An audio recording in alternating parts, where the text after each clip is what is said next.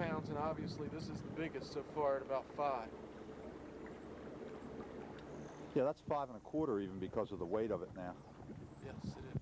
So I fish limit to about 15 pounds now. I got a 5-pounder, 3 3-pounders, and then this one on them.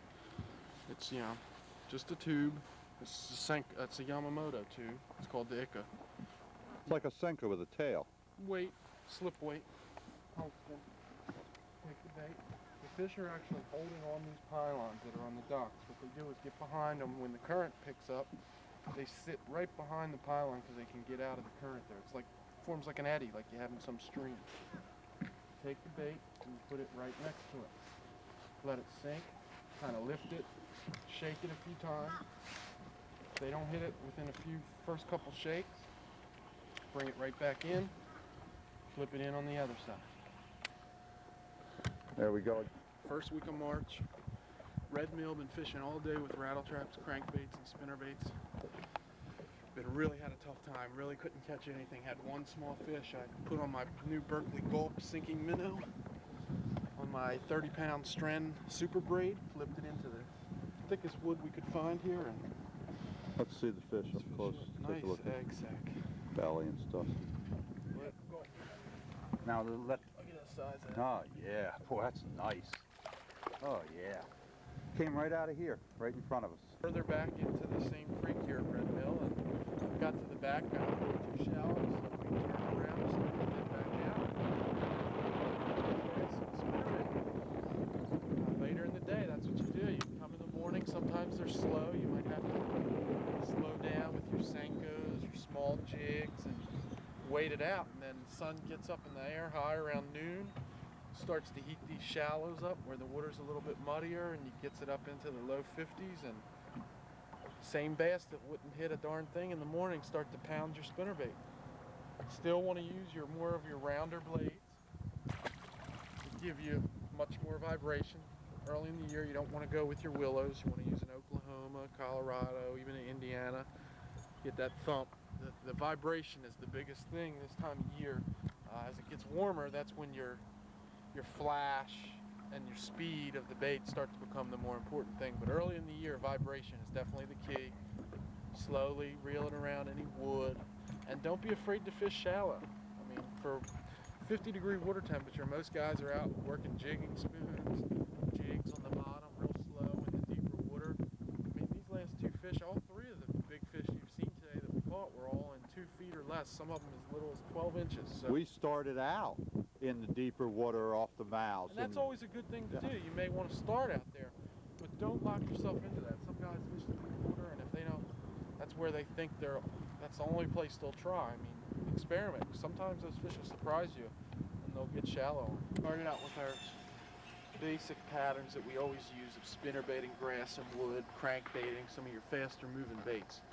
Just wasn't producing. Fish weren't producing at all. So what I did was go into the docks. In the past, I've gone into the docks with really heavy weights on plastics or a big heavy jig. Hasn't been producing, so what I did is downsize the weight to only a 1/4 ounce tungsten weight. Then I also downsized the bait to a 4-inch tube, and I have also used a more natural color, a real dark watermelon. So you downsized your profile using a natural color with a smaller weight, so the fall of the bait is a lot slower. Just went slowly along, dipping the bait in the water, 1 or 2 pylons ahead in front of the boat, not real far, just real short, accurate casts. Boom, boom, took a nice little bass here on the tube, and it's time to put another one on. I just caught that fish, and it's still in perfect shape, ready to go get another one. Just work the shallow docks. I wanted to stop in a creek since all our other patterns have just been not producing what we expect them to produce. I said, let's go into a creek called DuPont Creek. Shallow wood, perfect for spinnerbaits. Came in, same Terminator, tandem, blue skirt, walloped this nice bass. big for rivers. I mean, we catch a lot bigger, but Yeah. if I got 5 of those in any tournament, Oh I'd be yeah, happy. I mean, that's first place. I don't want to break her mouth. There she goes. See if we can't get another. And the funny part about that was, we'd probably made about 20 casts. So that just goes Yeah. to show you that repetition is the key, especially when you're Yeah, talking 'cause about in these rivers. Everybody throws a spinnerbait in there. Those big fish aren't going to hit it unless that bait comes just down the right angle. I mean, I had thrown even almost to the same spot probably 5 times. Right. But it just happened to come right down the side of the log, bump it, and that was it. Red Mill, downstate Delaware, probably one of the bigger lakes in our state. Last week when we were here, the water temperature was 50 degrees. What's happened over the course of the week, all major cold fronts, one after another, have come through. When we got here, first thing in the morning, the water temperature was 39 degrees. It's probably warmed up to about 41. We've been fishing super slow with weightless Berkeley gulp worms, loaded with scent, mega strike, and even add some extra scents. You really want to load. It's very important this time of year.